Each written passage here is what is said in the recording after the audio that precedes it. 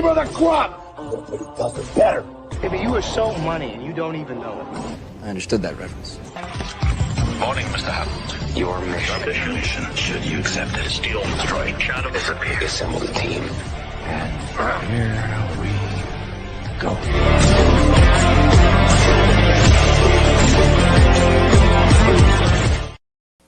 Greetings, salutations. This is Freewheeling Fridays. This is a weekly show where we introduce some of the best creators from all over the world, and we find out more about them by taking your questions. I am your host, Ryan of And I Quote Channel, and our guest on this week's episode of Freewheeling Fridays, is a gentleman who is not just a gentleman, but he's a gentleman, a scholar, one of the smartest people in the room. He's one of the hardest working individuals in the business, and he had me on his podcast couple months back, which you can find on my And I Quote collaborations playlist on the And I Quote channel. Please welcome the man, the myth, the legend, the badass Mama Jamma, the man who is so money. He's money. He just doesn't even know it. Sam Vera is here. What's up, brother? How you doing? What's going on, man? How's it going? I'm doing well, I'm happy to have you here, Sam. We're also happy to have you here who are watching or listening to this program right now. So do not forget to like and share. And if you have any questions for our guest of honor, let us know in the comments. Let us know in the chat. More than happy to take those as they come in, and we hope everyone has had a good week. Hope you're ready for the weekend, all that kind of jazziness, whether you're binge watching your favorite television series, maybe going back and rediscovering a classic film. I don't know. Listen, I've been watching movies since I was, yay high, so I know a thing or two because I've seen a thing or two. But we're not here to talk about that. We're not here to talk about me. We're talking about Sam Vera. If someone is not familiar with you, just, in the words of our good friend Jack Nicholson, tell us about yourself. Who are you? Who are you? I am Sam the Crazy Man Vera. I created Catch the Craze podcast back in 2005, the first independent comic book podcast in the game and the longest running. I wear that with a badge of honor. And I'm also an independent comic book creator. I created There's an Alien in My Toilet, Forbidden, ARG, and now Cosmic Wars, which Cosmic Gorf, the main character, I created when I was 12 years old. And it was the first comic book character I ever created, and now it's on Kickstarter, and I'm having fun with it.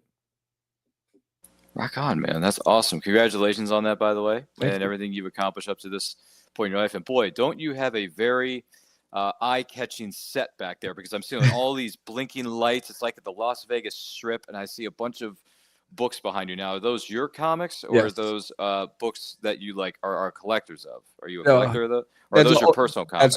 That's all of my books that I've. That's actually all. There's an Alien in My Toilet, and then there's the Wow. Forbidden graphic novels there. So behind me is my work, and then in front of me are the things that inspired me when I grew up. Like I have a big poster of Alf. I have the Muppet Treasure Island poster. Oh my gosh. Charlie Brown Christmas poster. I have the Lord of the Rings poster, and I have an ET poster on the wall. Whew. Yeah. That's pretty awesome. And did you know Muppet Treasure Island turns 30 this year? I did not know. Yeah. Yeah. And, yep. Fun fact. And here's another fun fact for you. And for those of you who are watching or listening to this program right now, we actually did a 30th anniversary watch along for Muppet Treasure Island on our YouTube channel, And I Quote. So you can check it out. Links are in the description. I can drop the link here down in the comments here momentarily. But yeah, Muppet Treasure Island turned the big 3-0, and there's been some posts about it on social media on the Muppets Instagram page. So feel free to check that out. They're posting a little behind-the-scenes tidbits, a little bit of bits and pieces of interviews that were conducted with Tim Curry, the man, the myth, the legend. Yeah, when they were shooting it. Not, they've interviewed him recently regarding the 30th anniversary, but the clips that they've been posting are more so when they were filming it back in 95, 96. Oh, nice. So yeah, it's been fun to revisit that because, Sam and I are big Muppets fans, and we grew up on all the Muppet properties, whether it was the movies, the television series. I don't know if anyone remembers Muppet Babies, but that was something that I remember watching. Yes, man. Yeah, Muppet Baby. Yes. The cheesy, over the hill theme song that probably every man, woman, and child could probably recite at this point because it's been tattooed on certain people's brains, like Sam's over here.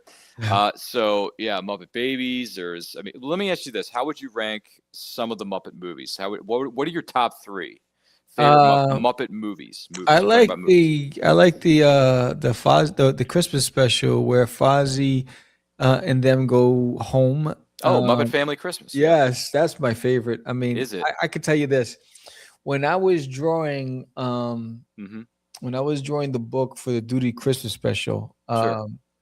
I had that on YouTube on replay the whole time I would draw, because it reminded me of that the innocence of being a kid, and I love that one. And I actually went when I was a kid to see the Muppets Take Manhattan and the Great Muppet Caper in the movie theaters.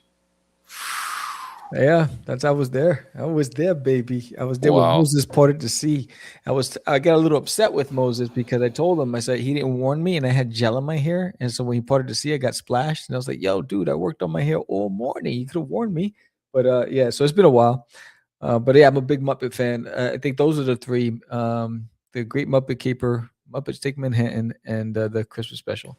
Wow. Not a bad ranking by any stretch of the imagination. By the way, there is no right or wrong way to rank the Muppet specials or movies and television. There's really no right or wrong way to do it because there's just so many great moments in Jim Henson's Productions career. So, yeah, I'm with you on Muppet Take Manhattan. That's definitely one that rings in the back of my mind sometimes, Manhattan Melodies, especially the song where it's Dr. Teeth. You can't take no for an answer. No, no, no, no. Yeah. And they got that montage of them just walking into the camera. Yeah. And they're going to all the different studios and they're saying, no, no, no, it's so good. It's so good. Yeah. But I got to be honest with you, though.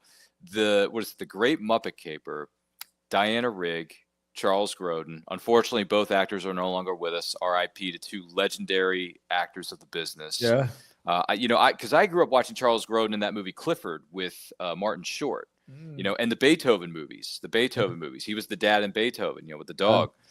And Diana Rigg, one of the biggest roles that she had in her career, and I'm not sure if you know this or not, she was the female lead in On Her Majesty's Secret Service with George Lazenby in the James Bond movie. Oh, wow. Didn't know that. Yeah, she played Tracy, James Bond's love interest, and I believe it was the one, if not the only time James Bond got married.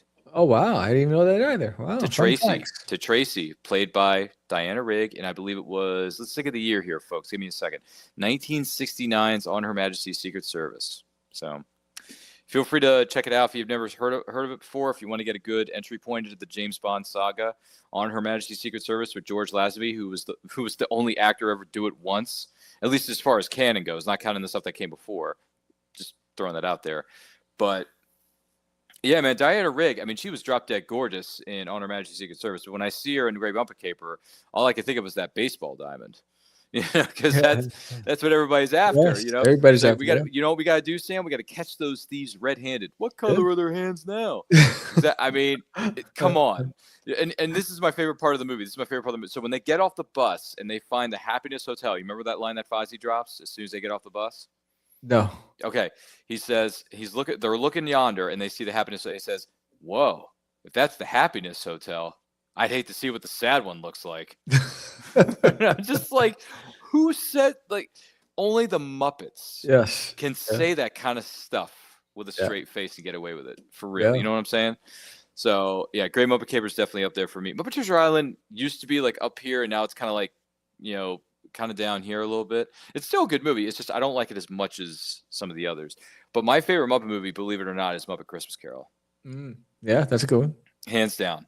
Yeah. Hands down. We watch it every holiday season. I'm sure you do as well. Nice. It's a great movie. It's timeless. Michael Caine, as Scrooge, does a tremendous job every single time I watch it. It's fantastic. So definitely something worth revisiting during the holiday season, folks. For those of you who are fans of that sort of stuff. Yeah.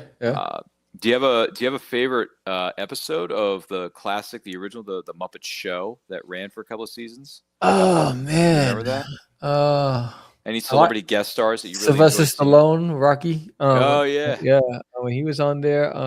Yeah, he was. That's right. Yeah. Yeah. Mark Hamill was on there. Yeah, they were all on there. I mean, it's a smorgasbord of actors. I looked forward to those evenings when the Muppet show came on when I was a kid. That was one thing that we watched together as a family. Love it. Steve Martin was on there. Yeah. Who else? I think. Well, I know the singer. I know the singer. Rita Moreno was on there. Yeah, Diana Ross was on it too. Diana Ross. Who are the Supremes? What kind of a silly question is that? Who are the Supremes? You never heard of Diana Ross? Yeah. That's a line from Sister Act 2, actually.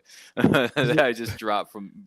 I don't know. Do you remember that movie, Sister Act 2, Back in the Habit with Whoopi Goldberg? Yeah. Yes. Yeah, that's a classic right there. You know, it's funny because because a lot of those actors in that movie were like up and coming at the time.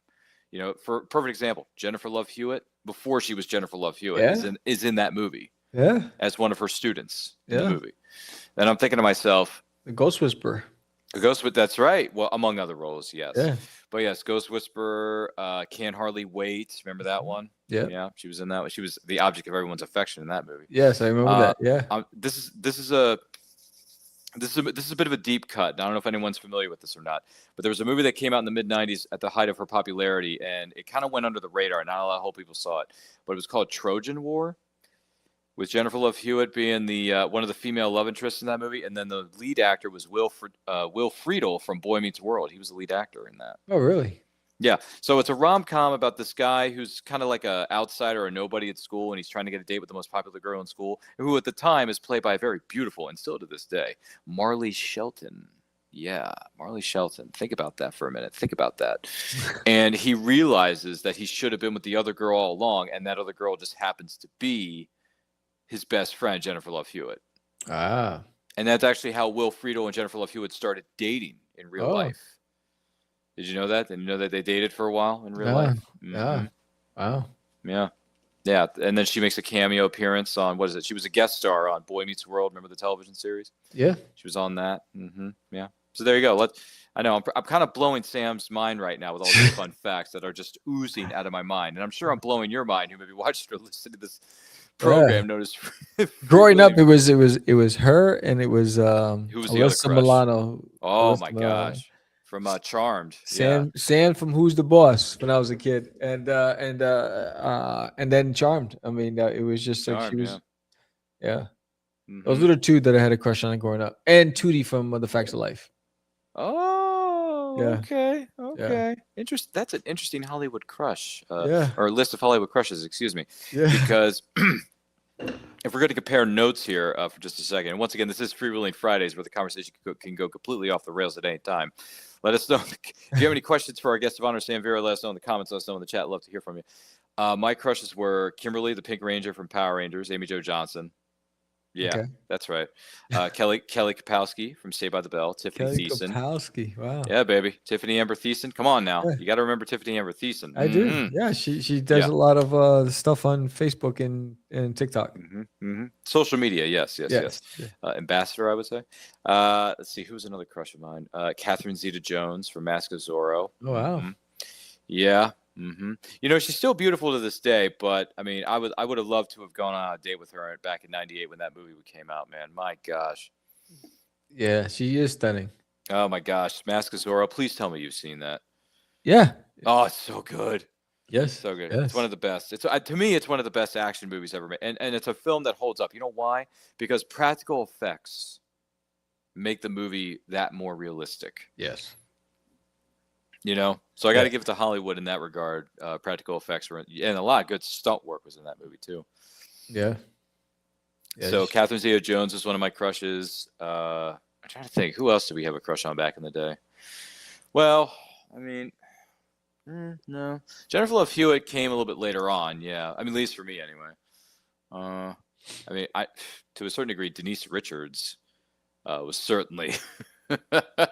If you saw her in Starship Troopers in a film that we don't want to talk too much about here on this show, but it's called Wild Things, just Google it. You'll understand what I'm saying. Neve Campbell's another one, brother. Yeah. Neve Campbell, Party of Five, with the Scream franchises. Hello, Sydney. Yeah. Speaking of which, are you gonna go out and see Scream 7, the new one? No, I haven't even seen the last two. Oh, so you're a little behind the 8 ball. Yeah, I haven't even seen I mean, I haven't seen a lot of things. I mean, what I'm watching now is yeah. What are you watching now? What is on your Night list? Agent.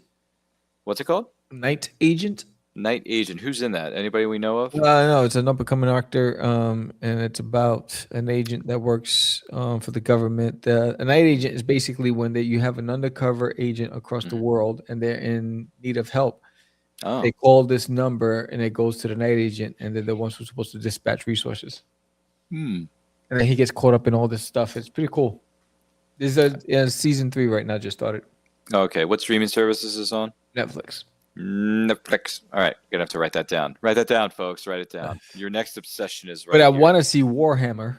Mm-hmm. That's coming to Netflix with Henry Cavill, right? Alan Richardson. Oh, okay. Yeah. Isn't Henry Cavill producing it or something? I think so. Yeah, he's producing it. But Alan Richardson, I mean, ever since he's done Reacher, he's just been taking off. Oh yeah. That's another show I gotta sit down and watch one of these days. Is Reacher. That's a good one. I love it. I'm waiting for the next season to come out.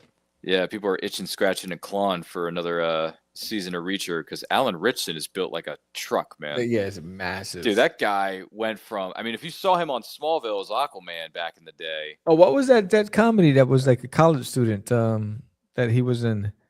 Blue Mountain State. Yeah, Blue Mountain State. State. He was a thin, and then all of a sudden, next he's this massive gargantuan.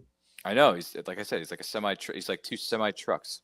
Yeah. Or two 18-wheelers just came together and made Reacher, and I'm like, dude, how did this guy get so jacked? Yeah. My God. I mean, he could probably break Aquaman, / Jason Momoa's neck at this point. Yeah, if they did Fighting American, he'd be good a candidate for that one.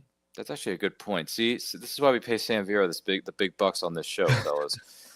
No, but it's a good idea. I mean, hey, it could happen, right? I mean, Or Supreme. Yeah, is this? Yeah, that's another one, right? Yeah, that was from. I think Supreme was Image Comics. Oh yeah, okay. I'm trying to think of it now. It's just, yeah, I think it's coming to me. But still, it's a good idea for sure. I digress. There's a lot of there's a lot of characters you could play. I mean, well, let me ask you this: Are you? How do you feel? This is one of the movies that's getting a bit of. I mean, it's getting attention, and I'm curious to see how it goes. But I don't know what's going to happen necessarily. What are your thoughts on the trailers or some of the promotional materials we've seen up to this point for DC's Supergirl, for the new Supergirl movie coming out later this summer? Are you familiar? Have you seen the trailer at all? I seen something a few months ago. It didn't resonate with me at the time. It was the one with they showed Astro or the Superdog. Well, you mean Crypto? Crypto, that's what I mean. Crypto, that's the Astro. I seen it, but it didn't click. So I'm optimistic. We'll see what happens. All right, because Aquaman is trading in his trunks for badass biker threads for Lobo. Was playing Lobo, yeah, that is cool. I mean, is Lobo. I mean, when you think about it, he's like made for that role. So I think he's gonna kill it. I think he's just gonna blow it out the water with that one. I heard he's been lobbying for that part for like the better part of like 20 years. Yep. Or something, which is insane, by the way, that you're lobbying for a part in a comic movie. It's insanity times a billion. But I mean, look, I saw the trailer. I like Supergirl because I'm a fan of Superman. Superman's a favorite character of all time. # those are the facts of this case, and they are undisputed. But that trailer didn't wow me either. But I'm hoping to be proven wrong because we've seen bad trailers for good movies. We've seen good trailers for bad movies. Like we've seen, because this happens with marketing all the time, right? It happens. Yes. But I'm interested to see where it goes. I think Millie Alcock, who's playing the new Supergirl, looks good in the suit. I think she's beautiful. I think she's gorgeous. I think she's good. She's a badass mamma jamma. I just hope that she can prove herself in this movie as the new iteration of Supergirl, because the last good iteration of Supergirl that we've had, not so much on the big screen, but just in general when it comes to forms of media, at least for me anyway, was Laura Vandervoort on Smallville. When she was on Smallville in season 7, and then she made a few appearances here and there in seasons 8, 9, and 10, respectively. Don't get me wrong. That to me is a badass Supergirl. That's what I want to see. The Melissa Benoist television series that she led for like what 4, 5, 6, 7, 8, whatever it was. I watched the first season of Supergirl. It did not work for me. It did not work. That actress. Listen, say what you will. She's a good singer. She's a good actress from Glee and all that stuff. But that is not my Supergirl. That is not not even close to who Supergirl should be, at least in my opinion. Right. So that, in the words of Randy Jackson, it's a no for me, dog. But I'm looking forward to seeing what this new girl, Millie Alcock, is going to bring to the table. We'll see. I mean, the movie could fall flat on its face, be a huge box office failure, or it can make some coin and we can get more Supergirl, which I'd like to see. Yeah. So I don't know. The one trailer that really confused me, and this trailer actually dropped this week for everybody here in the chat, Lanterns is coming, and it's Kyle Chandler as Hal Jordan. Aaron Pierre, I think is how you say his name, is playing Jon Stewart. Have you seen the Lanterns trailer that dropped earlier this week? It was like 2 days ago. Okay, so This trailer was very different than what everybody thought it was going to be. It's very dark and very gritty. And granted, there's a mention of the suit. There's an image of the suit in the trailer. But these two guys, Hal Jordan is grizzled. He's battered. He's bruised. He's kind of like the old man Logan, doesn't want to really do it anymore. He's training the new kid, which in this case is Jon Stewart. And he says, you got to wait a while before you get to the head of the class, son. Because I'm still Green Lantern. Like, I am the Green Lantern, and I say what goes. And they go to this small town. They're investigating what's going on. There's mysterious goings on, And people were saying online, it's like No Country for Old Lanterns. It's a mix. And people are saying it's a ripoff of a Taylor Sheridan television series because of how dark and gritty it is. Right. And the other thing that bothered me about this trailer is that the Green Lanterns, especially the main one, and I love Kyle Chandler as an actor. I think he's a great actor. He played Coach Eric Taylor in Friday Night Lights, for Pete's sake. But he keeps dropping the F-bomb every 2 seconds in this trailer. And this is a 2.5-minute trailer. And now, granted, this is just a trailer, but I don't remember Green Lanterns ever cursing. And if they did, it was like sparse and in between. Yeah, because some producer said it needs to be go darker that direction, and that's why they screw it up. Yeah, I don't know, man. That Lanterns trailer really threw me and a lot of other people on social media off. So when you get a chance, Sam, I look forward to hearing your 2 cents when you've had a chance to sit down and watch the trailer. Yeah. I didn't mean to throw this at you kind of last minute. I apologize, but there's been some geeky stuff going on in the world, so I just thought I'd get your 2 cents on the matter. But hey, just throwing it out there. Have there been any indie comics that you've read recently outside the stuff that you're doing that you've really enjoyed?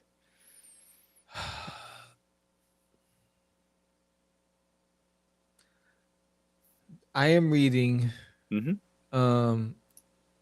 Your Wish is Your Command, which is a book on the power of projection and how you control your thoughts to manifest reality. I have a stack of indie comics because I back a lot of Kickstarters that are sitting there that I haven't opened up and read them yet. So because I'm reading this book, so nothing yet in recently. And then I have a stack of like art books. But no, I haven't read. I collect them, just haven't read them. See, that's what Sam and I are good at. We're very good at collecting books. We're just not very good at actually physically reading them. Yeah, I mean, it's just I even get a stack of I haven't even unboxed the Kickstarters. They're just sitting there. Yeah. Wow. That's what they say, Sam. That's cuckoo for Cocoa Puffs. Yeah. It's tough because you know that as we get older, time moves faster, right? And man, so every minute I'm thinking about drawing or creating and then every time I step away from that, I feel like I'm not being productive.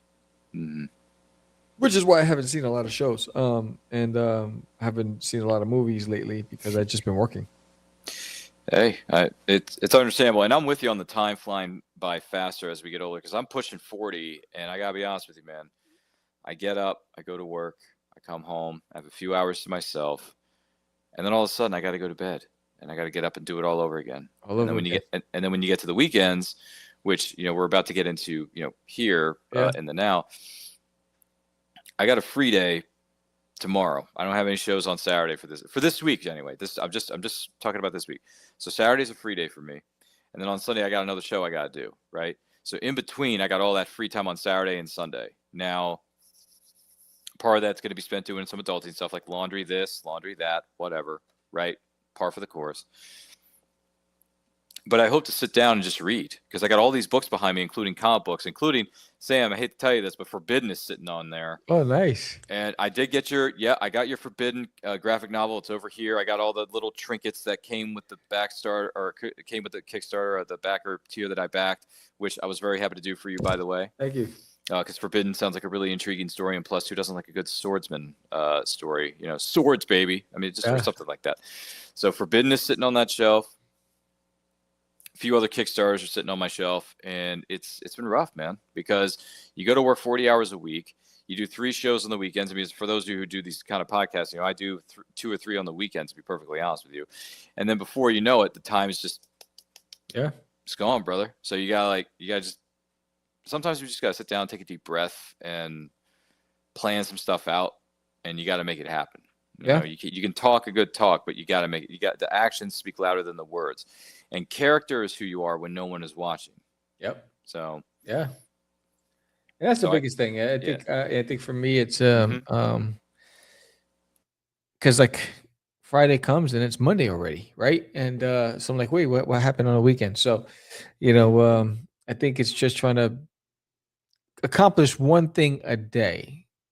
Because there's so many things that happen throughout the day, and there's a lot of distractions, and I have a full-time job too, and so I always try to. That's why getting up at 4:30 in the morning, I always get to either start a page or finish a page that I'm working on for the book, and then I work out, walk my dogs, feed them, and then I go to work, and then I come back, feed the dogs, eat dinner with my wife, go into my office, and just create and do it all over again, and then until I fall asleep at the draft table, and then I go to sleep, and I get up at 4:30 and do it again. So but I try to make sure that I draw something each day, and I get closer and closer to finishing the project every single day. Because as soon as this project ends, I'm on to issue number 8 of Designated on My Toilet. So I have to draw every day. Jeez. Hey, you're a badass mamma jamma. That's what I got to say about that. But yeah, no, there was a story I was in the process of writing, and then I'm writing it because the requirements that they're looking for submissions are 15 to 35K when it comes to the word count. Yeah. And I've never written anything more than 5,000 before. I've never done it. So I am attempting something new and different, which it's scary, but at the same time, it's exciting. Yeah. Because I want to push myself to write these kinds of stories that can be a novella type length story. Right. So I'm writing the story. I'm like 1,200 words in, and I'm realizing, oh, shoot, I'm already getting to like the third act, and I got to go back. I got to like retool this thing. You know what I mean? So I got this thing, and it's called a whiteboard. So it's a dry erase board, and I hung it up on my wall over here. It's off to the side of the studio, which unfortunately you kind folks can't see right now. Right. But I used that to map out, because this is something I didn't think I was going to do until now, but I'm starting to do outlines for my stories. Right. Because I realized that when you're outlining, it's like a roadmap. You see, okay, act 1 needs to be about this, all right? And then act 2 needs to be, about this, and the character's going through challenges. They get a setback, right? Yes. And then act 3 is about them overcoming that setback and getting towards the conclusion and getting towards the falling action and seeing, okay, how are we going to defeat this enemy, or how are we going to go about this? How is the character going to grow? Are the people going to root for this character, or are they just going to be like, oh, man, he didn't really change. What's the point? He didn't grow. Yeah. So it's just one of those things, right? So I'm starting to learn that outlining is, especially when you're doing something that's more than 5,000 words, is important. Yes. I think it's important. So I got some of it over here. I started writing it down. I have this thing right here. Let's show this to the audience really quick, because I think this is really cool. It's word slinging time. Okay, word slinging, and this is coined a phrase by it's a writing journal. Now this is from my good buddy Bobby Nash. He wrote this on the inside cover. It says, "Ryan, keep on word slinging, Bobby Nash." So if you're a fan of crime fiction, some thrillers, that type of stuff, look up BobbyNash.com. Don't worry, I'll post the links here in the comments momentarily. I'm doing multiple things. I'm wearing multiple hats here, folks. Cut me a break. But I'm writing stuff down in this writing journal, saying, okay, let's look at this. How's this going to go? Okay, so we got to figure out the landscape, what the setting is, who the characters are, what they're going to be going through in the beginning, how they're going to it's a process. It's a lot longer than I thought it was going to be, but I think it's necessary. Yes. Because if I don't outline this shiznit, then the reader is going to be like, what's this guy doing? He doesn't have a map. There's no through line. Yeah. And it's critical to anything that you do. Everything like Forbidden, Cosmic Wars, I have all of the characters, the character profiles, every character's bio, their backstory, and then I start plotting out the theme. What's the purpose of all these characters? What brings them together, what tears them apart, what creates the friction, and so there's what's the motivation behind the story, and then I build the story from there and everything. But I can't do that until I have all of the cast secured. And then I have the vision and the goal of the story, and then I can start building on the journey. And from that point on, so once that's done, then I start script writing, because now I have my Bible. I call it my Bible. So I have the Bible. I go through it. and then so that helps me stay focused and stay on course with the storytelling. But I don't work on any project without securing all of that information first. So in other words, that's our PSA for tonight. Outline: the more you know. See, there you go. See, I did it, Sam. I did it. There you go. There's a phrase from the way back machine. Yes, and that's one to grow on. That's, I mean, I've heard it so many times. It's kind of tattooed on my brain at this point, brother. I got to be honest with you. The more you know, but it is important. Yeah. So I'm in the process of outlining this story. It's a fantasy coming of age story about, just to give everyone a quick idea, because I don't want to give too much away, but it's about a kingdom, and there's a group of sorcerers/sorceresses that live in this other part of this world. And one of them is kind of getting tired of coexisting with the humans, and he wants to get a bit greedy, do some stuff that we're not really, as an audience, we're probably not happy about that he's doing. And our hero is going to go through some unfortunate situations, and he's got to find a way to dig himself out of it. And there's a sorceress who may or may not be helping him in his journey to get a little bit of vengeance, but also try to bring balance back to his the kingdom or the world that I'm in the process of setting up. So that's kind of the rough idea of what I want to do with this. So we'll see how it goes. Wish me luck. Pray I don't pray I don't screw it up, Sam. Nah, I think you're on the right track. Yeah. So we'll see how that goes. Once again, the show isn't about me, but I keep making it about myself. I don't know why. It is about Sam Vera. It's not about me. Lou is here. She's saying hello, everybody. What's up, Lou? Good to see you. Hope everything's well in your neck of the woods. And let's talk about Lou for a second. Lou is very supportive of other people, and she's very supportive of this show. She's supportive of Sam. She's supportive of. I mean, Lou, let me ask you something. How big is your Rolodex? Do you see what I'm saying? Because I feel like you support 300-400 people a day or something. And Lou did a variant cover for Cosmic Wars. Oh, she did, didn't she? Yes. Okay. It's a Frank Frazetta homage to Frank Frazetta Conan. Oh, snap. Yes. Really? Yes. Damn, boy. that's HOTTT. Yes. Yeah, Lou, you're moving up in the world, girl. Damn.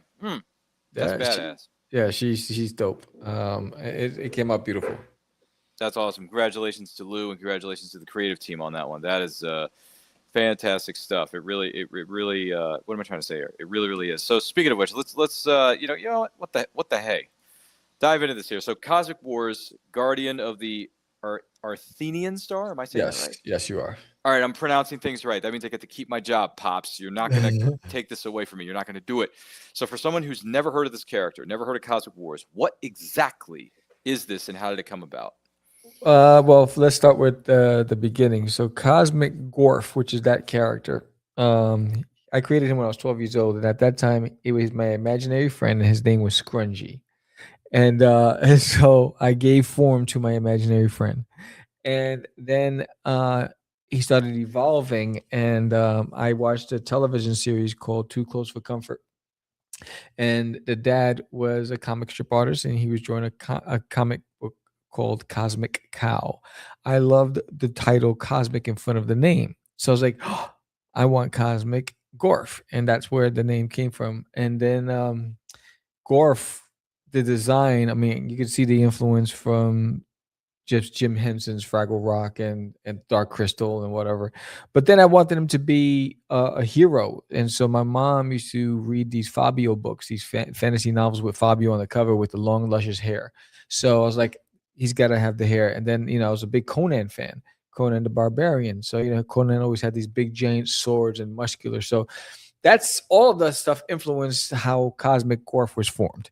And then I started working on the world building. I was like, all right, so he's a hero. He's a protector. What's he protecting? And that's when I came up with the Arthenian Star. So Cosmic Wars #0, basically, he goes into exile. There was a great battle, and Gorf's role is to protect the kingdom of Crystallia and the King Nepter. But there was a great battle, and King Nepter fell in the battle, and Gorf blames himself for not getting there in time to save him. So Gorf goes into exile. Now, by him doing so, he doesn't realize that he just put the entire universe in jeopardy because now he's no longer around. Because of his shame, he's went into hiding. So by proxy, the princess becomes the ruler, Princess Reina. There's never been a female ruler before. So now she has resistance with allies and within the kingdom. Now, because of that, they're vulnerable at the time. Lord Evil is plotting to take over because he wants possession of the gem, and he doesn't believe that she's strong enough to protect, and he feels like they're weakened. So it's a great moment to attack. On the opposite end, you have Zarkinar, who's a pirate overlord who wants that gem as well. So he's plotting his own. And then her captain of the Royal Guard, Captain M3, believes that he's capable of protecting and keeping everything safe, and he doesn't believe they need Gorf. He thinks Gorf is a failure. He doesn't want anything to do with Gorf, but the princess knows better. But so she decides to go off on her own, risking everything, to go across the universe to find Gorf, no matter where it leads her, to convince him to come back before it's too late. So that's the premise of issue 0 of the Guardian of the Athenian Star. Well, you had our curiosity, but now you have our attention. So that's really cool. And it's funny you mentioned Robert E. Howard's Conan the Barbarian, because I remember watching the Jason Momoa remake, Conan the Barbarian. Then I watched the original Schwarzenegger, or I attempted to watch the Schwarzenegger. I got like 30, 40 minutes into it, and I'm thinking to myself, this is too weird. It's not my cup of tea. I'm turning you off. So it didn't work for me. But I've listened to one of the audiobooks on short stories. That's an audiobook on YouTube. What is it called? The Castle of the Elephant, or the I think it's called the case, not the case, but the Legend of the. I forget the exact wording of this title, and I apologize, but it's one of the short stories written by Robert E. Howard's Conan the Barbarian. And I watched it, or excuse me, I listened to it, and I thought, oh, this is actually really interesting. You know? Yeah. So I do like Robert E. Howard's Conan the Barbarian. I actually have the Del Rey volume 1 of the short stories, the original short stories written by Robert E. Howard. It's called The Coming of Conan the Cimmerian. Ah. So yeah, I got it right over here. Nice. So my buddy Grayson, who's a diehard sword and sorcery fan and a big Robert E. Howard fan, with all due respect, he recommended it to me. He's like, hey, if you're going to start with sword and sorcery, you got to go back to the beginning and read the Godfather of the genre, and that's Robert E. Howard, baby. I was like, oh, okay, I respect that, because one of the films we watched in my film class when I was in college was Solomon Kane with James Purefoy. Wow. And I didn't know, but that Solomon Kane is another character that is written by Robert E. Howard. Ah, look at that. He's a Puritan warrior, actually, is the character of Solomon Kane. And I would strongly advise anybody who's interested in learning more about Robert E. Howard's characters and his stories, go and watch the movie Solomon Kane. It's really, really good. It's a great origin story for the character. James Purefoy is one of the best underrated actors in the business today, and this is one of his early performances too. So, if you want to see him with long locks of hair before he cut it off, check, or maybe he was wearing a wig at the time. I can't remember. But check out Solomon Kane. The movie came out in 2009, had a theatrical release, bombed at the box office, didn't make any money, went to video, became a bit of an underground cult classic hit on home video or streaming services, and it's really good, Sam. I strongly recommend you sit down and watch Solomon Kane with James Purefoy. It's a very, very good film. It's very, very good to me. Solomon Kane, very, very good to me. Robert E. Howard, very, very good to me. So, I would check it out, man. Have you not heard of Solomon Kane before? Yes, I have. Yeah. Oh, you have? Okay, Yeah. You just haven't seen the movie. No. I gotta look it up. Well, the good news is it's streaming pretty much everywhere, because it's a movie that's so old you can stream it practically for free on YouTube, free with ads. So, and it's streaming on Tubi, it's on Freevee, it's on Roku if you have access to a Roku box or a Roku television set. I did see it. Yes. Oh, you did see it? Yes, with James. Yeah, I see it. James Purefoy. Yeah, I saw it. Yep. Okay. I just had to pull it up. It's been a while, but yeah, I've seen it. It's been a minute. It's been a minute for Sam. 2009. Yeah. Wow. That's old school right there. Yeah, man. Sorry, we're getting too old for this shit. But one thing we're not getting too old for is to be podcasting and enjoying what we do best. And if you find something you love to do, ladies and gentlemen, it is not called work. Word, exactly. This is Freewheeling Fridays. Don't forget to like and share. If you have any questions for Sam Vera, let us know in the comments. Let us know in the chat. But yeah, and we took liberty of posting the link to the Kickstarter, Cosmic Wars, in the comments. So you guys can check that out. Yeah. Back it however you can. If you can't back it, share out that link to your friends. Yes, any physical pledges while on this live stream, you'll get a free sketch card from me. Hey, who doesn't like a free sketch card? Yeah, who doesn't like a free sketch card for real? Yeah. And we are. Where are you guys at? We are 7 backers away from everybody getting a free digital download of the Art of Cosmic Wars sketchbook.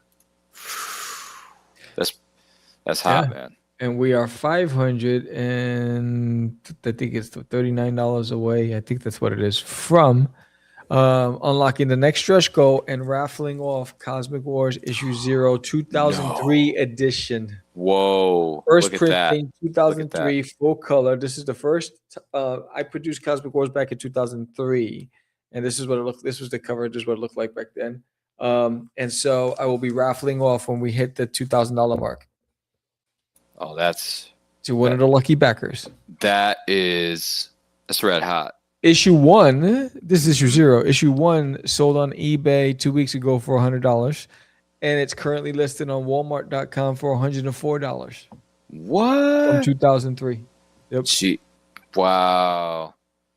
Yes. That is. And nobody has issue 0. I have the last 10. Oh, you have the last. Okay. Yep. Well, that's a special collector's item, one might say.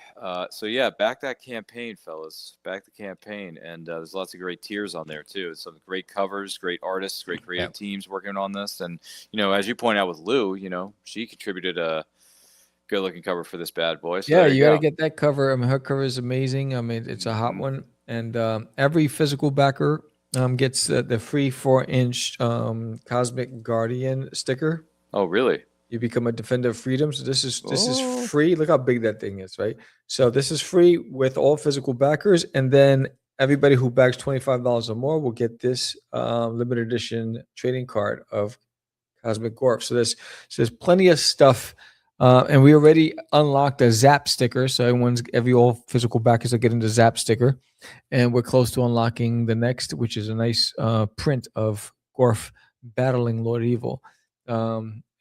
So lots of good stuff, a lot of great stuff to walk away with, but even more important, a great story.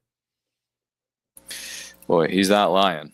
He's not lying. I mean, he really is, dude. That's awesome sauce. It really is. Yeah. And if anybody who picked up Forbidden and thought that world was big, Cosmic Wars is the world in the universe is vast, and there's a lot of characters. There's a lot of amazing characters in this book, and this story can go on for 100 or more issues.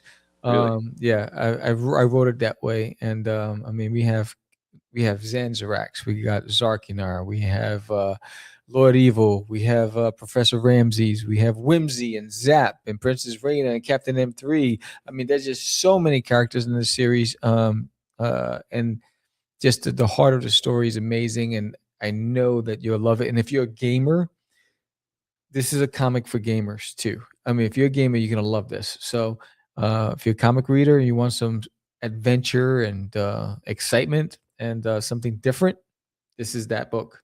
Give it a shot. Only 8 days left. I got to tell you, Sam Vera, you're one heck of a salesman. I mean, honestly, you're just, in the words of Maurice, you're too good. You're just too damn good. Anybody remember Little Monsters from way back when? Anybody remember that? That's Howie Mandel right there, man. That was when he was comfortable wearing makeup. Yeah. Bobby's World. Bobby's World. Yeah, that's another show I remember seeing a couple episodes. I didn't watch a whole lot of it, to be honest with you, but I did watch some of it as a kid. There was that. There was Life with Louie. There was Hey Arnold, which was another animated television series. Anybody remember Hey Arnold? Yeah. But the kid with the giant football head. You remember that? Yeah. Football head. Helga had this weird obsession with him. She actually had a shrine in her room dedicated to Arnold. And I'm thinking to myself, but this girl hates him, but does she love it? It's a complicated character. I'm not going to go into it. But no, honestly, that girl, I don't know what was going on when they were creating that show, but I'm thinking, why would you make Helga the person who hates him the most, but also loves him the dearest? I don't get it. Yeah. I really don't. That is some for me anyway, that's a bit odd behavior. You know, Yeah. I'm not really sure. I don't know where I'm going with this. You know what, Sam? You're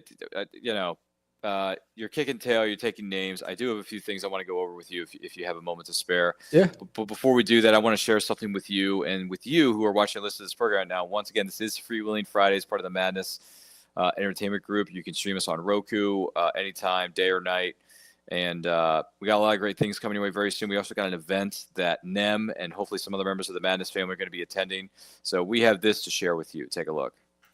Coming to Kalamazoo, an event so epic that it must be seen to be believed.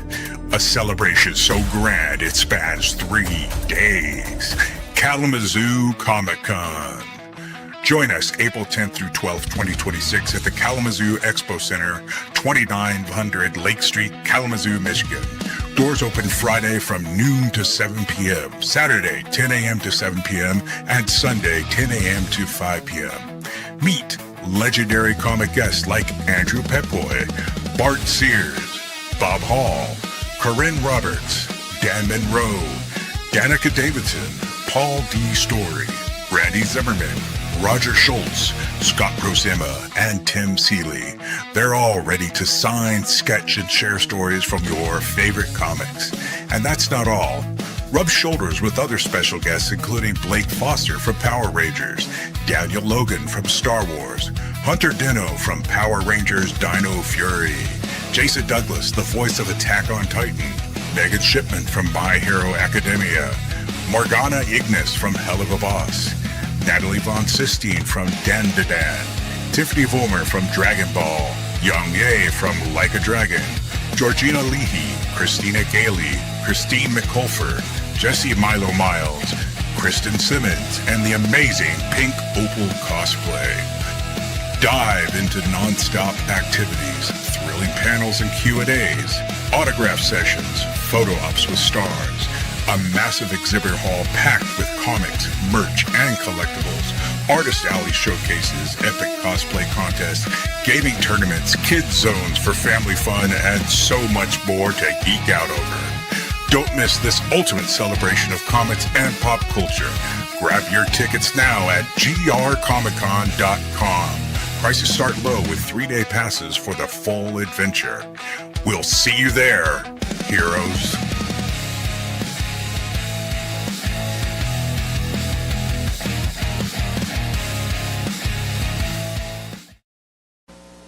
Wow, man. Wow. Dude, that's a stacked lineup too. Yeah. Some really good voice actors and legendary Power Rangers. And yes, I've met Blake Foster. I believe I've met Hunter Dino. Have I? No, I haven't. Haven't met Hunter Dino yet, but it's going to happen one day. All right, guys. There you go. But yeah, no, that's a really sick lineup. And congratulations to everybody in the Madness who's going to be attending that event in Indiana. My gosh. That's going to be one heck of an event, isn't it? Yeah. Sounds fascinating. Man, whew, that's something, isn't it? But yeah, just wanted to share that with you and get the announcement out because it's coming up. And it's coming up quick, too, because as Sam and I talked about earlier, time flies, man. Time flies. It does. For sure. Who is a comic book writer, living or dead, you would like to have a conversation with? Comic book writer, Mm-hmm. living or dead, that I'd like to have a conversation with. Probably 2 of them living is going to be Jeff Smith, Bone, because he writes and draws his own book, and Tom McFarlane's Spawn. Those are the 2. I think they both created a lane for themselves. And similar to me, they're writers and artists. They do both. And I'd love to just sit down and chat with them. Nice, man. Nice. Good picks there. Good picks. Yeah, Tom McFarlane's done some interesting stuff in his career. That's for sure. I mean, Spawn's going strong. His toy business is even stronger. He has all the licenses with every major sports franchise. He's got a lot of movies. He's even got characters from Marvel and DC now. Really? He's doing. Yeah, he's a beast. Wow. Okay. When are we ever going to get the freaking Spawn reboot we've been promised the last 15 years? Yeah, I don't know if that's happening. I gave up on that a long time ago. Okay. Yeah, because I think when they said Jamie Foxx was involved, then I don't know. I think he had a hit with the animated series on HBO. Mm-hmm. Don't know why he doesn't just bring that to Netflix and just keep that going, because that is much better than Invincible, in my opinion. Mm-hmm. And so I think if he brought Spawn to HBO, to Netflix or Prime, and just did the animated series like he did, because I don't know if you've ever seen it. It redefined everything. It is, if you haven't seen Spawn the animated series, you got to see it, bro. Yeah. It is amazing. It was breakthrough. It was gritty. That's the reason why everybody decided that they want to do gritty and dark and all that stuff, because Todd did it. And it was just beautifully done. It was great. Sam and Twitch, the characters are in the series, the detectives, those are my favorite characters. I always felt like they should have their own television series. If you take, Seven meets, the Supernatural, that's what you got with Sam and Twitch. I think it's just, I don't know what the problem is. I don't know if it's him not wanting to lose creative control, but I think he doesn't, he doesn't have to wait if he just produces the animated series. I hear it. No, I've been hearing good things about that show over the years. I just haven't yet to see the animated series of Spawn, and I believe Keith David was the voice of Spawn, which, by the way, I mean, he goes back to the 90s being the voice of Goliath in Gargoyles, so he's a badass mamma jamma. And yes, I've actually met him.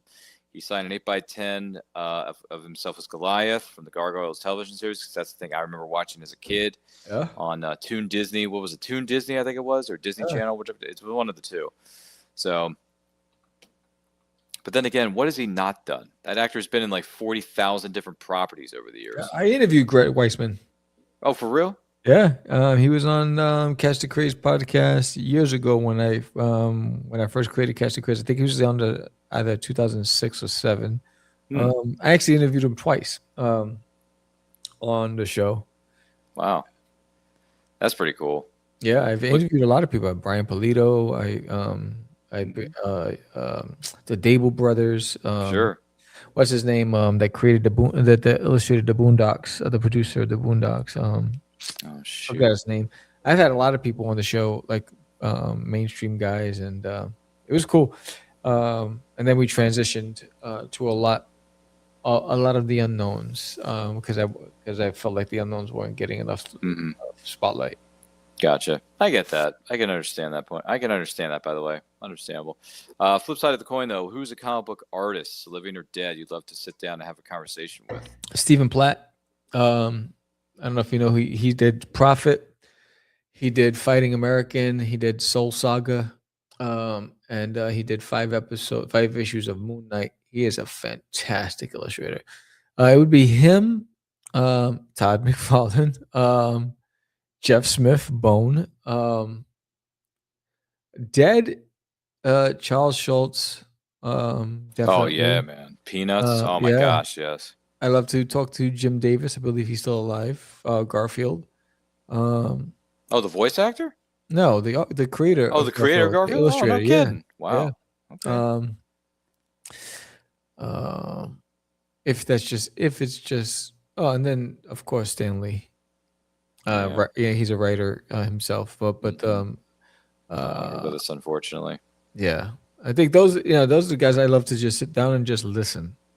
Just let them talk. I just want a cup of coffee and just let them talk. Just let it ride. Let it ride. Gotcha. Charles Schultz, I'm with you on 100%, because we all grew up watching the Great Pumpkin, Charlie Brown Thanksgiving, Charlie Brown Christmas. I actually remember watching this movie. I don't know if you remember this one or not. Race for Your Life, Charlie Brown. Where they're at the summer camp and there's a group of bullies who are pushing them around, and there's a boat race that they have to win. Oh yeah. But it's also a battle of the sexes, because Charlie Brown's with the dudes, Peppermint Patty's leading the girls, and then the bullies are caught in the middle of it. Yeah. Snoopy and Woodstock got their own little sailboat that they're having their little misadventures on, and they're bumping into each other and all that other nonsense. So I remember watching that on VHS as a kid, and the soundtrack So good. Yeah, yeah. And it's a great road trip kind of movie. It's about an hour 15, I want to say, if not an hour 10, as far as the, what do you call it, the runtime. Yeah. Check it out if you can. It's called Race for Your Life, Charlie Brown. And it's got everybody's in it, and it's a fun. It's good. Obviously, it's a good thing to watch during the summertime because, like I said, they're at a summer camp. Right. But you can watch it any time of the year, really. Yeah. Did you remember Someday You'll Find Her, Charlie Brown? Is that the one about the redheaded girl that Yeah. Charlie Brown's after? I have not seen that one. She was in that house. Yeah, that was a good one. Oh, I haven't seen that one. Yeah. Someday You'll Find Her, Charlie Brown. Okay. Yeah. It was 1981. Oh my gosh. Yeah. Woo. That's going back. Yes. Back to Cali, baby. Cali. Yeah, there's another one for you. Fun fact, and once again, I'm not trying to toot my own horn here, but I sat down and I spoke with one of the voice actresses who, not the original, but one of the, voice actors who have voiced some of these characters over the years. Patricia Patz was at Ocean City Comic-Con in December of 2025, in Ocean City, Maryland, more specifically. And she voiced Peppermint Patty. Oh, wow. In some of the Peanuts specials. Wow. And I think one of them was she's skating, or what? She's the best skater, Charlie Brown. Gosh, what was the other one? But anyway, she's been in a few of them. And she has graciously decided to be a guest this season on Anti-Quotes. So obviously, we're going to talk about her working with Charles Schultz when she was just, a very young little girl. And she also played Annie in a production of Annie. And I think it was, I can't remember if she said it was New York or LA. It may have been LA. But we're going to talk about her experience in musical theater, right? We're going to talk about her time as a voice actress, what it was like working with Charles Schultz and some of the other voice actors of the time. And that's a legend right there. I mean, that's one of the OG Peppermint Patties. So she's going to be on. I'm very excited. We are very excited as a family. As a community, we're very excited to have her on. And dude, I can't wait to talk to her about her working with Charles Schultz and being that character for those X amount of few years that she was doing it. Because I mean, Peanuts is we talked about this earlier, and Sam and I agree about reading is essential. But I think watching the Peanuts specials is essential because you want to go back to a time when things were, simple. You were making new friends. You were discovering things about yourself. You were discovering things about other individuals. Yep. And you were being supportive of each other. Yeah, you would throw some jokes and some jabs and put each other down at times. But you know what? You did it because you cared about the other person, and you did it because you were just being a kid. You were just enjoying life. Yep. You didn't have these things called responsibilities. You didn't have these things called paying bills. We didn't have these things called going to work for 40 plus hours a week. Listen, I got 2 jobs a year, and I'm working full-time at one job, part-time at a job at my local university. That's 43 to 45 hours of my week gone because that's work. It's work. Yeah. You got to pay them bills, boy. So I make the coin to keep the lights on. But I do make sure that I make some time for going to conventions and being with my crew, because being with fellow nerds like Sam here, those are the people I enjoy being with the most, because Sam's a storyteller. I'm starting to get into writing myself. I had a story published last year. I'm trying to write some more stuff and get some more stuff published now. And Sam and I have some of the same fandoms, and that's the beauty of going to these conventions, because you find people who are part of your tribe. Yep. And you want to vibe with that, because look, we go to work because we have to, right? But if we had our option, I'd rather go to a Comic-Con every single weekend. If money was no object, Sam, this is what you and I be doing. Yeah. You'd be tabling at every show, making money, telling your stories, getting your stories out to the general public, right? I'd be going there to network, and I'd be going there to hang out with my peeps, and then I'd be going there to meet some big name celebrities, and hey, maybe I can get them on the show. Who knows? Yeah, there you go. You don't know unless you try, right? You miss 100% of the shots that you do not take in this life. Yes, 100%. And Sam and I have talked about that once before, so I think it bears repeating. You want to take a shot, take your shot, because you only live once, and tomorrow is not guaranteed. Nope, not at right? all. Not at No. all. Yeah, today is today, right? Today is today, but tomorrow's That's no what I guarantee. say. That's why you have a goal, a daily goal to Mm-hmm. accomplish something. And because it's just like with Cosmic Wars. George would ask me every year, when are you going Mm-hmm. to reproduce Cosmic Wars? When are you going to reproduce Cosmic Wars? And because he's a big fan of the book. And so I remember sitting down and I was like, you know what? Because I keep saying when I'm done with Disneyland in my toilet, but I was like, what if that day doesn't come? And I never got to do it. Because Cosmic Wars was my first comic ever produced. So I opened up the crates, I went through it, and I was like, you know what? I got inspired again. And when I first pulled out the characters, um, it took me back to that 12-year-old, and I say it again, drawing cosmic, connecting with Orf again. It's like connecting with an old friend. And it reminded me of the time when you get out of school, elementary school, you go home, you do your homework, and then your buddy's outside on his bike, and then you get on your bike and you go, you both have a bag of chips and a juicy cup or whatever in your book bag, and you go endlessly riding to the middle of nowhere. No one knows where you are. And then you park your bikes and you sit on the hill and you just start talking and fantasizing and dreaming of things that you want to do in the world. And that's what Gorf reminds me of. It reminds me of just hanging out with an old friend. And so I decided, you know what? There's no better time than now to get it out there again and introduce it to a new generation. And I re-illustrated everything, rewrote everything, and it's a brand new, all new. No one's ever seen this version story, and I can't wait for people to read it. I'm telling you, from a nostalgic aspect, if you a lot of the things, all the influences. If you're a Conan fan, if you're a Jim Henson fan, you're gonna love this. If you're a gamer, you're gonna love this. If you just want to escape and just go into another universe and imagine, this is going to do that for you, and give it a shot. This is created with a lot of heart and purpose, and I want to share that with you. If that's not a mic drop moment from Sam Vera here on Freewheeling Fridays of this episode of 2026, I really don't know what is. And if that is a true blue miracle, I don't know what one is. Sorry, that's a line from It's Christmas Eve on Sesame Street. Anybody remember that holiday special from back in the day? Because I remember watching that on VHS. I remember checking that thing out from my local library back in the day, son. Yeah, that's what I remember. And the good news is, when you go on social media, this is one of the beauties of the internet. You go on YouTube, you type in Christmas Eve on Sesame Street, boom, it's right there. You can watch the whole thing. Wow. Type in Camp High Feather.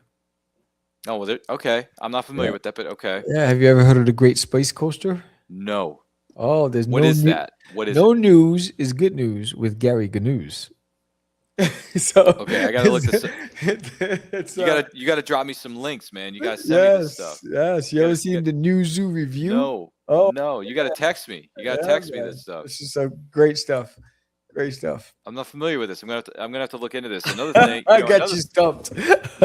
Yeah, he does have me stumped, to be perfectly honest with you, or perfectly honest with you, who may be watching and listening to this program right now. I'm just saying.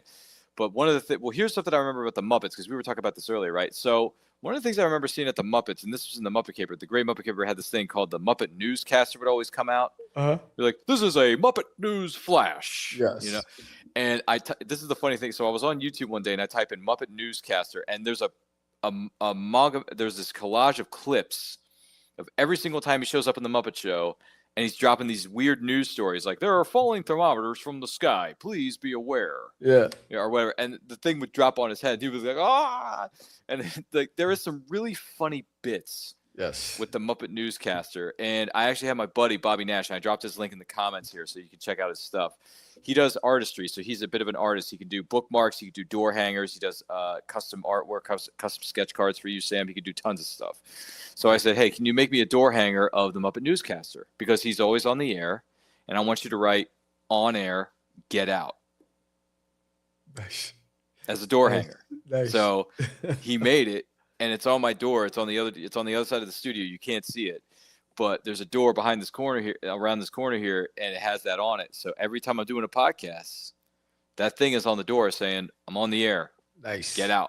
Like, beat it. I got work to do, son." So yeah, that's Muppet News Flash. Times at 11. Future film at 11. Anybody remember that? Yeah. It's just one of those things, brother. It's just one of those things. What is one graphic novel that belongs on everyone's bookshelf that is not one of your own? Infinity Gauntlet. Going with the Marvel route, are we? Yeah, man. I read it every year. Really? Yeah. I own the same one. It's you could tell that I've owned it forever. I think I've had it for ever. So but I think it's I think it's a great story. I think when you do they've what they did with that, and I think it was George Perez, the artist. The amount of characters that they put into this story and told a story that from start, middle, and end that had a specific purpose and agenda, and they told it without overcomplicating it or under utilizing the characters. I thought it was just fantastic. So I think if you don't own that and you don't have that, if you're a comic book reader, if you've never read it, you gotta give it a shot. It's fantastic. I've always wanted Marvel to do Infinity Gauntlet, the movie. They, they did the thing with Thanos, Avengers, because they didn't own all the characters. The other studios had the other characters, but I think now that they're merging, they got all the characters back. I can't wait to see what they do. But yeah, I think that's a fantastic one. Okay. I mean, a friend of mine actually bought Infinity Gauntlet at our local comic shop many years ago, and I said I would like to read it at some point. I just never got around to it, unfortunately. My TBR is like 100+ deep, man. It's terrible. I'm so or sorry. Bone. I mean, Jeff Smith's Bone. If you don't have that on your bookshelf, you never seen Bone or read it. I never even heard of it. Oh man, you know who Jeff Smith is? I somebody you you got to go check out Jeff Smith Bone. It's he's a one. I love his art style because it's simple and it's beautiful, but his writing is amazing. You got to check it out. Get Bone. I have every volume. Oh, really? Yeah, it's beautiful. Okay, I got to keep that in mind. All right. Yeah, in the words of Captain America, I'll add it to the list. There you go. Captain America: Winter Soldier, which is the best MCU solo movie of all time. Solo movie, not counting the team ups. But that movie is just, in the words of Magneto. You like it better than the Wolverine? The Wolverine? Yeah. You talk like the 2013 film? Or are you talking about Logan? Logan. That's what I meant. Logan. Oh, well, here's the thing. Logan's not MCU. Logan's is part of the 20th Century Fox X-Men. Before they got picked up by more, but I know there's a multiverse. I know we're going to get the multiverse. Yeah. I get that. But do I think it's better than Logan? That's hard. I'd have to sit down. What about Deadpool Wolverine? Well, here's the thing, and this is going to disappoint half the audience. I do not like the character of Deadpool at all. Did you see Deadpool Wolverine? Didn't see that, but I did see Deadpool, the original movie. I have seen the first one. Stop the presses before you talk. You need to see that. I'm telling you. My wife doesn't like comic book movies. Oh. We went to the theater to see this. The theater was packed. Did you? It was like being at a rock concert. Really? The screaming and the cheers and it was awesome from start to finish. Like it had you on your seat. I mean, what he did with bringing back fun to comic book movies, like when you want to really have fun, this is what Ryan Reynolds did. He brought back fun. He did it his way. He broke all the rules. He didn't follow any guidance from anybody. He says, I'm doing it.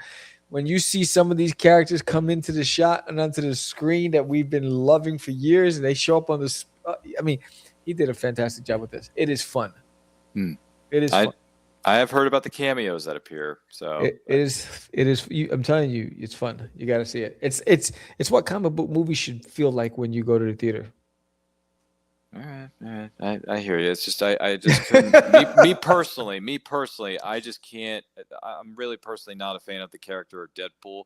And the other thing is professionally, well, I never met him personally, but I understand that stuff going on behind the scenes. I am not a Ryan Reynolds fan in general. I mean, there are some films that I did like him in, like some of the dramatic stuff, or maybe a few of his rom-coms that he did early in his career that I thought were really good. It's just the Deadpool stuff. I'm just not a fan of it. But I understand Deadpool and Wolverine got a lot of great press, and it's they killed it. They killed it. Yeah, they've been doing quite well. It's on streaming now, so I can go back and watch it. I do have Disney Plus. # not a sponsor of the show, Sam. Not sponsored. But I am aware that it is streaming, right? It is streaming. Yes. So I can go back on there and watch the Yes. footage. And by the way, Sam, there's only ever going to be one blade. There's only ever going to be one blade, son. It did $1.4 billion. That's a lot of it is a lot of coin. That's Avatar money, bro. That's true. I heard Avatar didn't do quite as well as they had hoped. One of them didn't. One of them did. Was it Fire and Ash, I think? It didn't do it? I don't think it did quite as well as the other ones did. Was it the first two? Way of Water and Avatar 1? Avatar I can't remember. grossed 1.5 billion. Right. Including roughly, so they did that globally and Yeah. 401 million domestically. Yeah. I don't know how much Fire and Ash. Compare all three of them. I think Fire and Ash didn't do quite as well as the last two. They missed it by $200,000 Oh, I thought it was worse than that. Never mind. I'm way off. Okay. because their previous one did 1.5 billion and this one did 1.48. All right. Stop acting up. That's not a difference. Yeah. Hardly a difference at all if you look at the grand scheme of things here. Yeah. Sam. Yeah. What is one single issue comic that belongs on everyone's shelf? Single issue comic? Yeah, we're talking Like a we're one-shot? talking a floppy. Yeah, floppy. A one shot? Well, it could be a one shot or Or something just that's part a of single issue? part of a continuing run or a certain run of the comic. That's interesting. Because I'm an indie guy, but I got you. Weapon Zero. Oh, really? Weapon Zero by Top Cow. I thought I loved that comic book series. Or Battle Chasers. Interesting. Battle Chasers. If you don't own those comics, man. Number one, the illustrators on those books, forget about it. They were amazing. And then the coloring on those books were like, it was out of this world. But yeah, I mean, those guys killed it. Okay. Battle Chasers. Yeah. Battle Chasers. That's a cool name, by the way. Battle Chasers. I think that's really cool. You never seen Battle Chasers? No, like I said, man, I don't know. Like some of the stuff you're dropping on my keister, I have no idea what it is.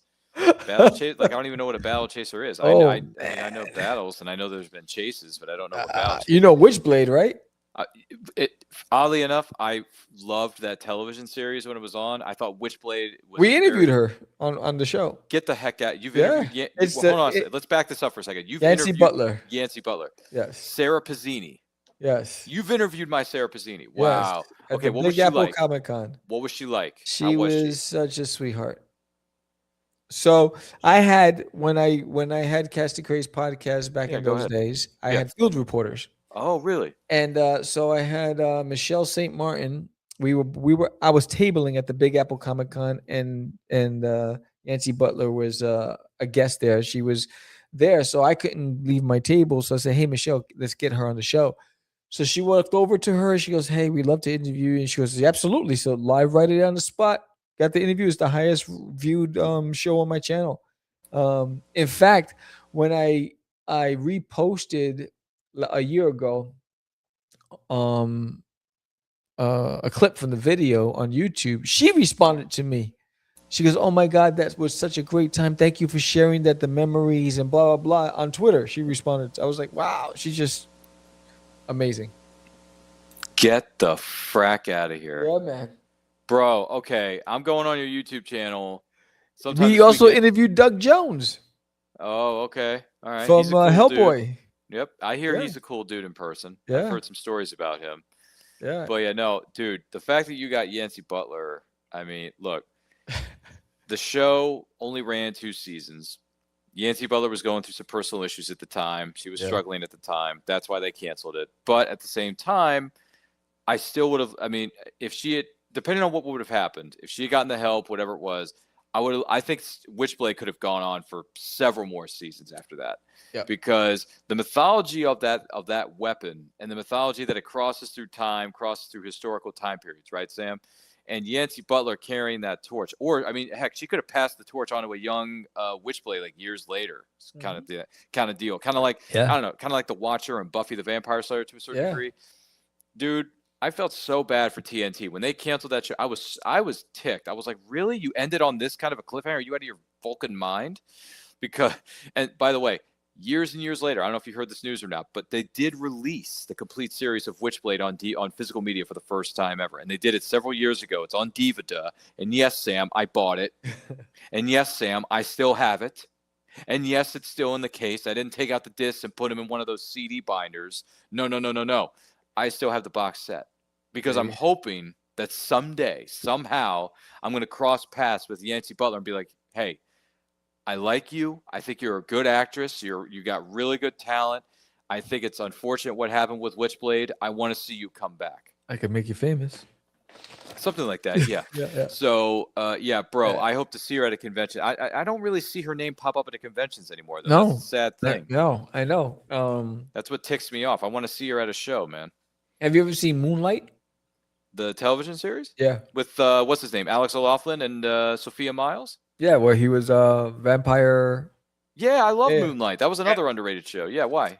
No, I'm just saying that was around that same era. That was around that same time period.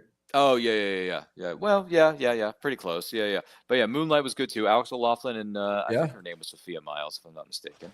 Yeah, he went into doing what was Hawaii it? 5-0. Yeah, Hawaii 5-0. Yeah. Yeah, he was McGarrett. Yeah. He was McGarrett, Steve McGarrett, baby. Yeah. Dude, man, Sam, you know your shiznit, man. Dude, the fact that you interviewed Witchblade, oh my gosh, I gotta see this interview. I gotta see the show. Yeah. Gotta see the footage. The theme song was cool. The intro to the show. Yeah. The trailers and the promotional materials that they were, the TV spots, were narrated by Peter Cullen, aka Optimus Prime. Oh, nice. Yep. And I'm like, bro, Optimus Prime narrating Witchblade. I mean, that guy could read a phone book. Yeah.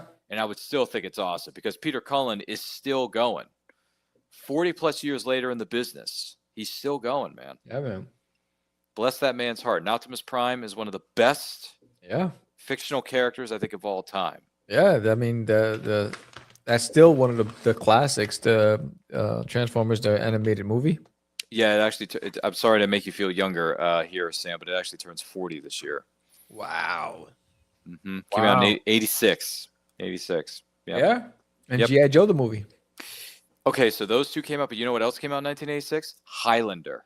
Oh, yeah. There can be only one. That's right. Sam, there can be only one. Here we are. Yeah. Born to be king. Come on, man. You know the song. Anyway, we can't sing it. We're going to get copied. But anyway, no, it's, dude, Highlander. We did a watch along for that a couple weeks ago. Nice. It was fun. You should check out the footage. Nice. It was some good times. We're actually in the process of, well, I'll tell you about it here in a second. Because like I said, it's not about me. But once again, this is FreeWheeling Fridays. I want to take this opportunity to, well, first of all, Sam, what has been your experience at some of the conventions you've been at recently? Have you been getting a lot of feedback? A lot of people coming up to you being like, yo, your book is the best in the world. You know, dropping some CM Punk lines on you? No, I have every convention that I go to frequently each year. I have a loyal group of people. So I only go to the conventions where I know I have a following. I don't go to the celebrity-focused events. I go to like more comic-centric shows, and everywhere I go in so far in Texas, there's always at least a dozen or more people that have picked up the previous issues, are coming back for more, or they want the latest sticker or the latest art print from me. So yes, I've been fortunate enough that I have a nice strong base. And even when I do book signings, I have people, when I announce I'm going to do book signings, they will travel to come to the bookstore to get something from me and just say hello. So it's pretty cool. Awesome stuff, man. Yeah. Awesome stuff. You ever bump into our good friend Lori Calcaterra down there? Yeah, we just hung out at the Texoma Comic Con. Texoma, yeah. Yeah, we went to dinner as well. Oh, isn't that special? Yeah, and I was just on her new show. What was it called? The Creators Corner podcast. It was with her, William Russell, and Chris Hayes. Oh, no joke. Yeah, they just launched it. I was the first guest. When do they do this normally? They did this 2 days ago. So it was Wednesday. Yeah. Wednesday nights or Wednesday mornings? It was Wednesday night. Ooh, good. Hey, Laura, you need a guest for some of your shows. You do realize that I'm work here, right? I could do this too. I'm just honored that they said they wanted to kick it off with the crazy man himself. I mean, yeah, because you're the GOAT. You're one of the best in the world. I mean, you're so money you don't even know it. Honestly, I'm telling you, your money, so freaking money. Show me the money. Yeah, exactly. Yeah, show me the money, Jerry. Or in the word, or for the other case with the podcast, I'm trying to pitch myself to. Show me the money, Lori. Show me that money, Lori. Show me the money. Anyway, Pops, you know my name and number. Send it over to Lori. Maybe she'll put me on the show one day. Who knows? But I do want to take this moment, and I want to take an opportunity to say thank you to Sam Vera for being our guest on this week's episode of Freewheeling Fridays. Sam, you are the man. You are the Mac. You're a myth. You're a legend. You are kicking ass and taking names like nobody's business. You're breaking those necks and cashing the checks. So thank you for being here. Now, if someone wants to know more about you and follow you on social media, where can they find you? They go to dutiesworld.com. Or they just type in Catch the Craze. That's with a D-A, not a T-H-E. Or Art of Samuel. So I'm on I think 16 or 17 different social media platforms. And it's either Catch the Craze or Art of Samuel. Very simple and to the point. To the point, yes. To the point, every Tuesday, you can catch me every Tuesday night, 7 p.m. Central on Catch the Craze podcast. Yeah. And you may see Ryan the Quote on there again soon because, I had a good time the first time around. Yeah. So, you know what they say. These days, Sam, you got to make a sequel. That's it. So, got to get myself on Catch the Crazy, see? Got to get him on that podcast, man.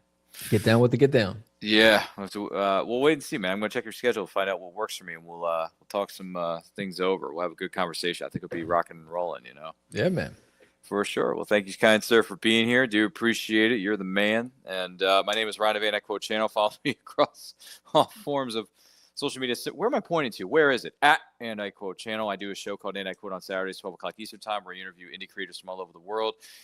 Sam has been on there, I believe. And Sam, if you haven't yet, you're more than welcome to come on And I Quote any place, anytime, anywhere, son. Just check out check out my links in my bios, as one might say. Also, we are on the road to 5,000 subscribers on the And I Quote channel. Once we hit that number, we're going to throw a live stream that will include special giveaways that you, the incredible person who's watching and listening to this right now, are going to be eligible to win. And by the way, the seasons are changing. We got hoodies, we got shirts, we got stickers you can add to your water bottles, and we got coffee mugs, notebooks, pens, all kinds of great stuff. And our Redbubble store, links are in our social media bios. So make sure you check that out. I took the liberty of posting the link to our YouTube channel in the comment section of this video here.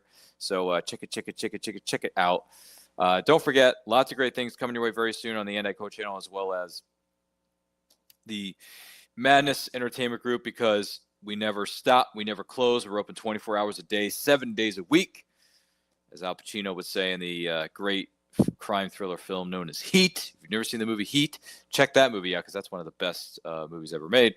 But that'll do it for us at Freewheeling Fridays. We will be back Friday nights, 11 o'clock Eastern time. Oh, and by the way, for this weekend particularly, don't forget to spring forward your clocks 1 hour because we lose an hour of sleep, Sam. I'm sorry to tell you this, but we're getting into springtime, and that means we got to spring forward, buddy. Got to spring forward. So thank you all for being here. Do not forget to like, comment, share, subscribe, ring the bell to notify when the videos go up or they go live. Remember, life is better when supporting indie creators from all over the world. Catch you next time.